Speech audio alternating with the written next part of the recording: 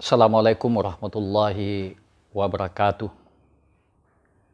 Selamat sore teman-teman, sahabat-sahabat pencinta Uhaib Official dimanapun Anda berada.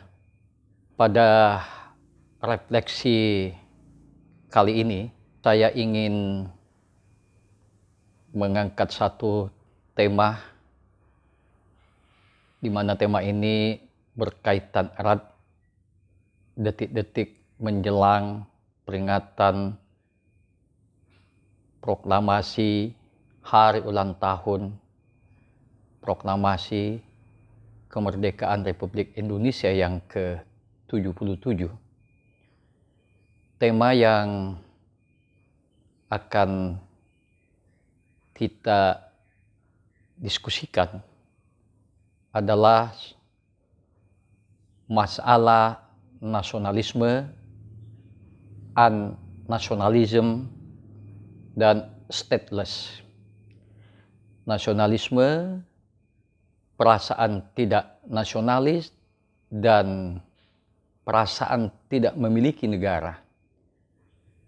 Tema ini menurut saya sangat relevan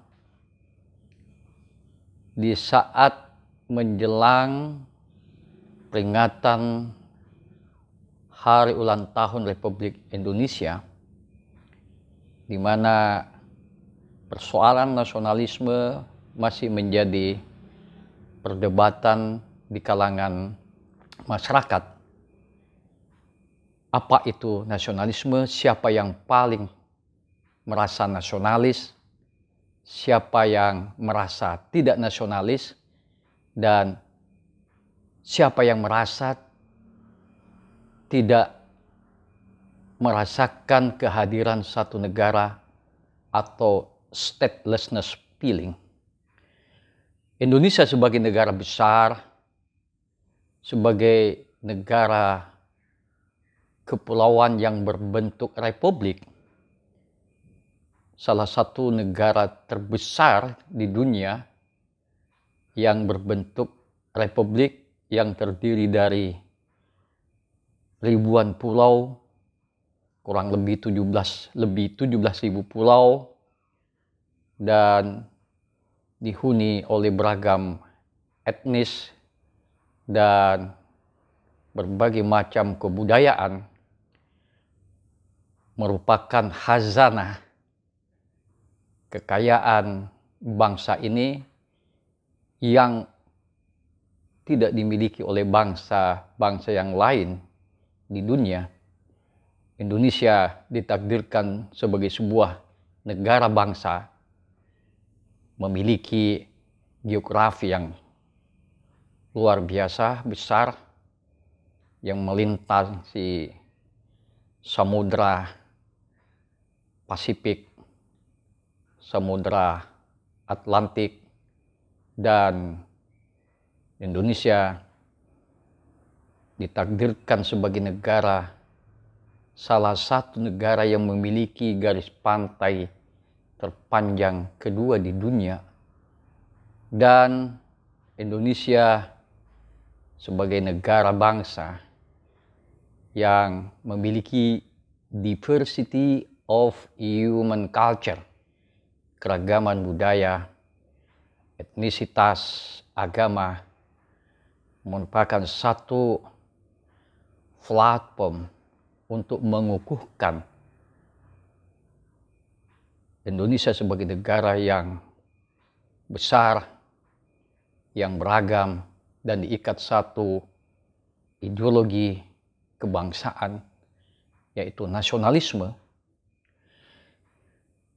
Seiring dengan perjalanan waktu, usia 77 tahun bukanlah usia yang masih muda, tapi sebagai sebuah negara yang lahir dari proses pergolakan, perjuangan melawan kolonial, sehingga Indonesia menjadi sebuah negara bangsa Seperti biasa, saya saat-saat menjelang proklamasi, saya suka membaca tulisan atau kumpulan tulisan yang diedit, yang diterbitkan oleh Kompas. Judulnya Indonesia Menjadi, yang diedit oleh Dr. Prakit Isimbolon. Demikian juga saya suka membaca tulisan, saya kebetulan punya bukunya, tulisan Benedict Anderson yang populer disebut, biasa dipanggil Ben Anderson, yang berjudul Imagined Communities, yaitu kalau diterjemahkan artinya bayang-bayang komunitas, yang ditulis oleh Indonesianis. Ben Anderson adalah ilmuwan politik yang pertama menulis sejarah politik Indonesia modern. Ada seorang Indonesianis yang lain yang bukunya cukup menarik di kalangan para akademisi di Indonesia, tulisan yang ditulis oleh Profesor Kahin yang berjudul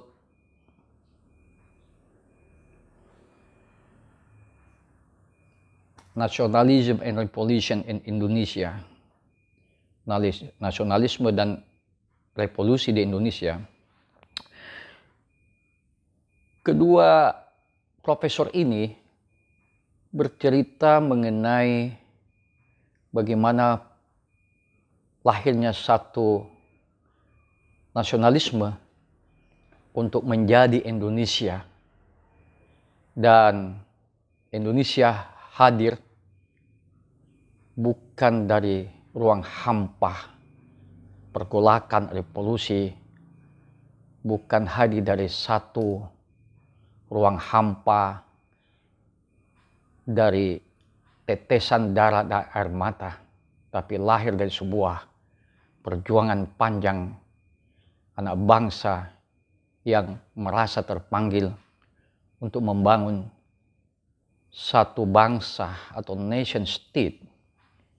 Nasionalisme sebuah ideologi gerakan masa-masa revolusi dan bersatu padu rakyat Indonesia dalam satu cita-cita dan perjuangan. Indonesia harus keluar dari cengkraman penjajahan.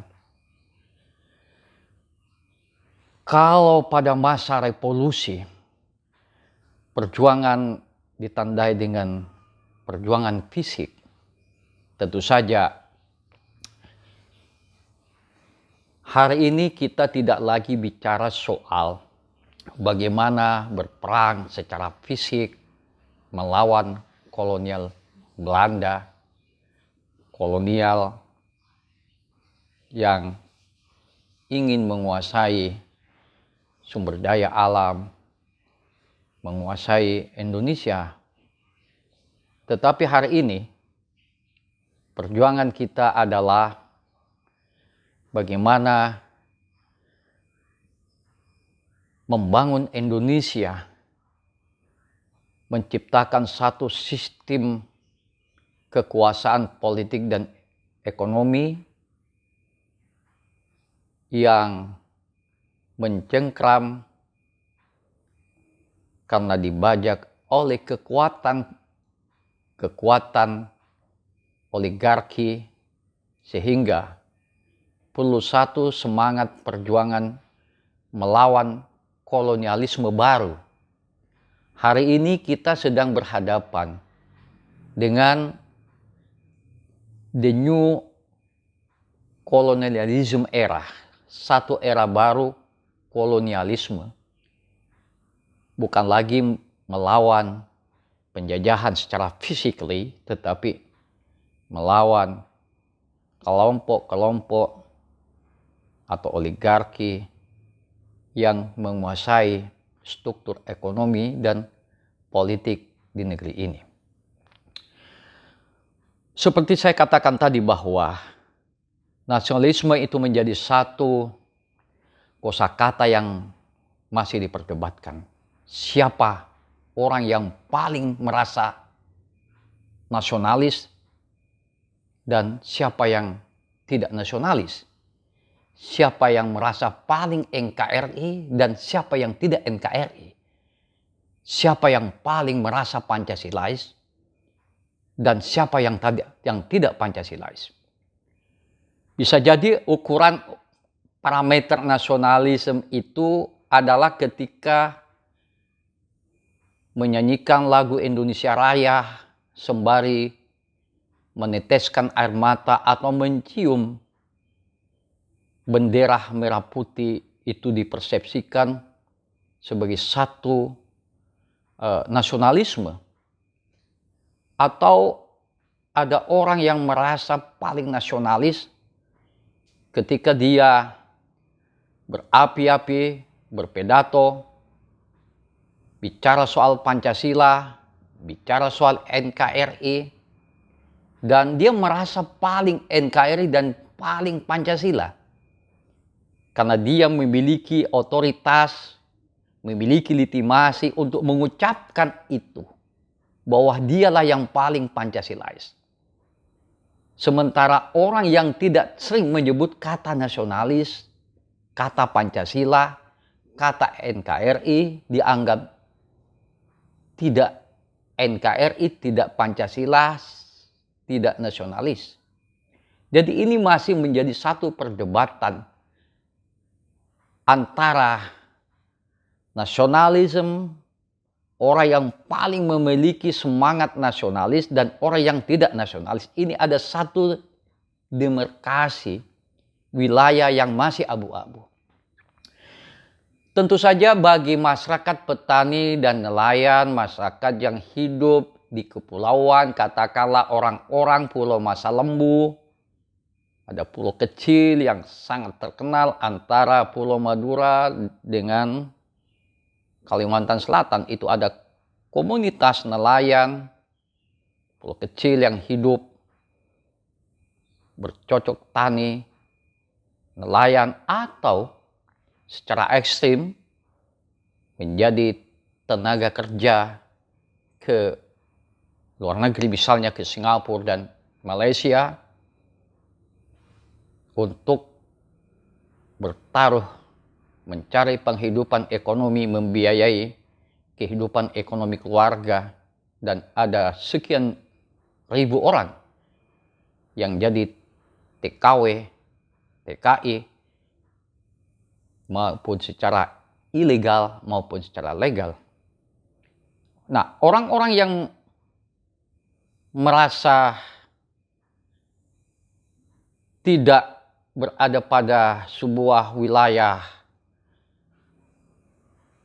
kekuasaan, tentu saja makna nasionalisme bagi mereka adalah bagaimana mencukupi everyday life, basic need, dengan cara mencari, menjadi nelayan, menjadi petani, menjadi TKW gelap ke luar negeri. Nah, kalau kita bicara soal nasionalisme, mereka bisa jadi lebih nasionalisme karena mereka orang-orang yang marginal, terpinggirkan, orang-orang yang ada di kepulauan, berprofesi sebagai nelayan, petani, masyarakat yang ada di perbatasan di Kalimantan Utara, masyarakat yang ada di Kalimantan Barat, di Entikong, ada 5 kabupaten yang hidup dengan berbatasan dengan Malaysia. Bisa jadi mereka lebih nasionalis ketimbang orang yang teriak bicara soal NKRI. Salah satu teman yang sedang melakukan penelitian di Kalimantan Utara, di perbatasan Malaysia. Dia menemukan satu komunitas, pagi berangkat nyebrang ke Malaysia, sore pulang. Dan ketika ditanya bagaimana perasaan Anda menjadi warga negara Indonesia, pagi berangkat ke Malaysia, sore pulang, mereka dengan lugu menjawab, NKRI di dadaku, Malaysia di perutku.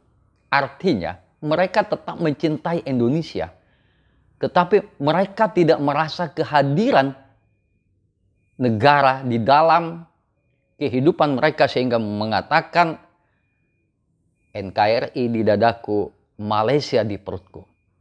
Loh, Bapak kok ngomong begitu?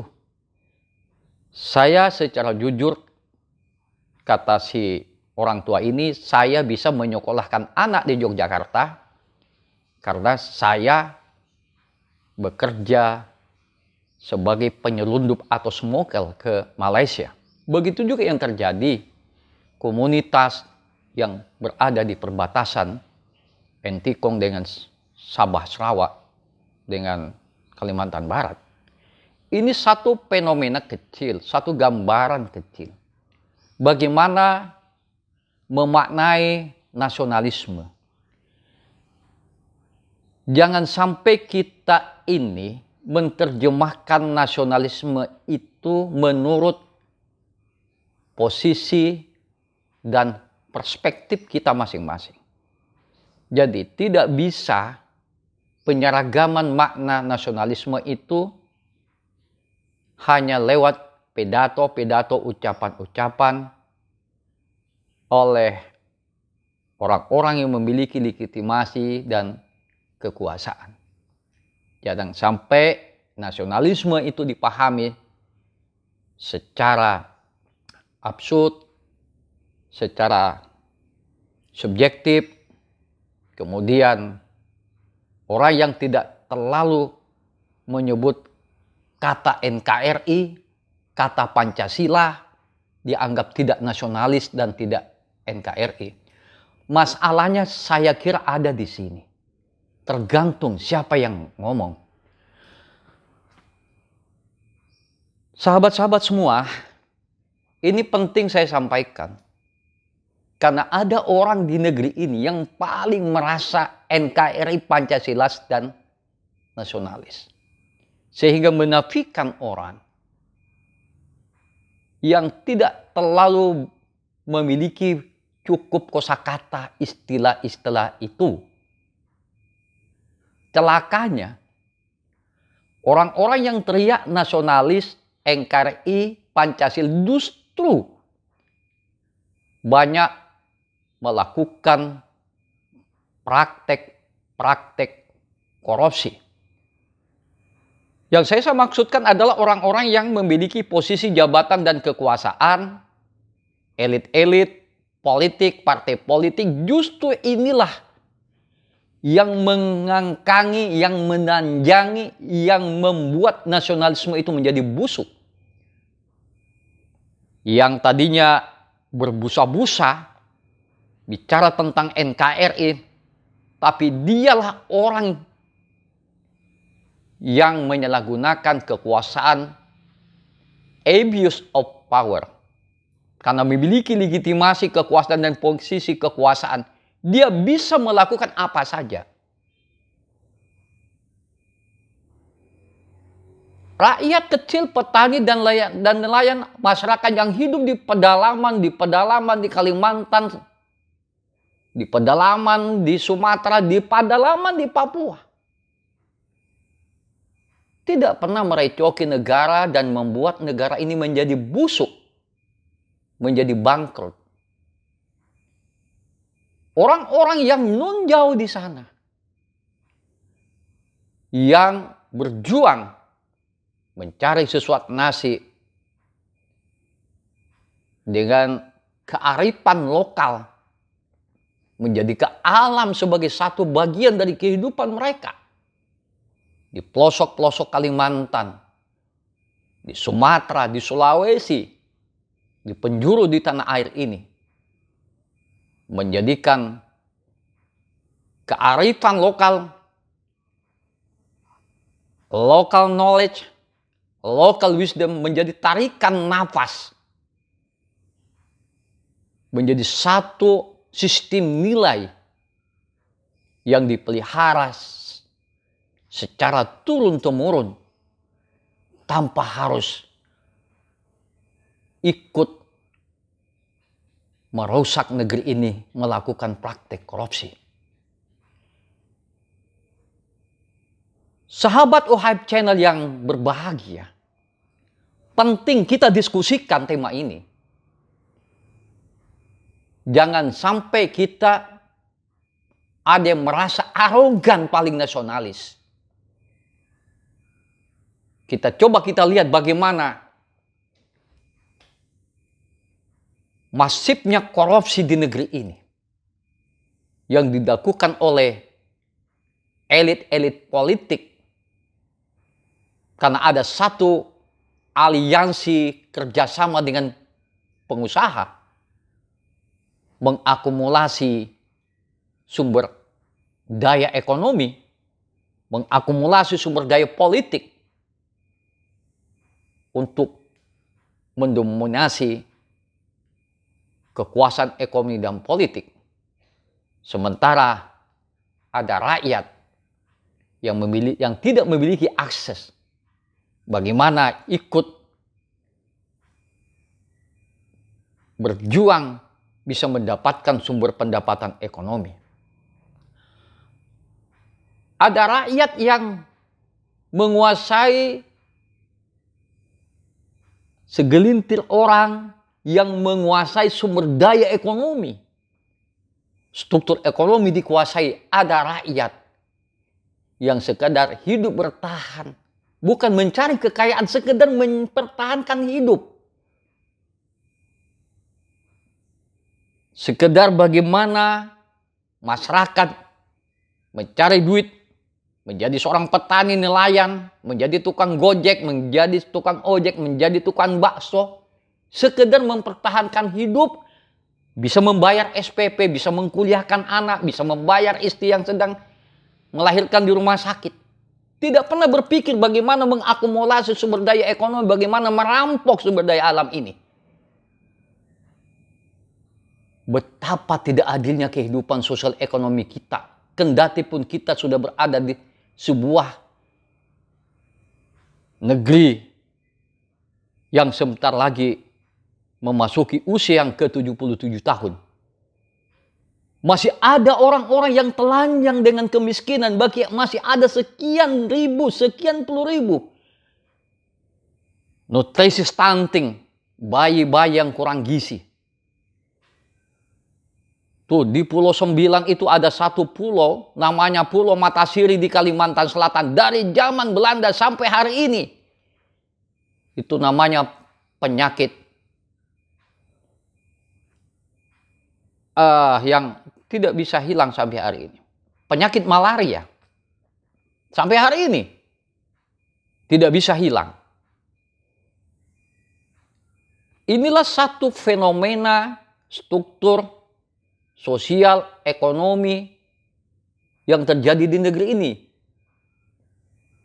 Negara yang akan memasuki usia 77 tahun.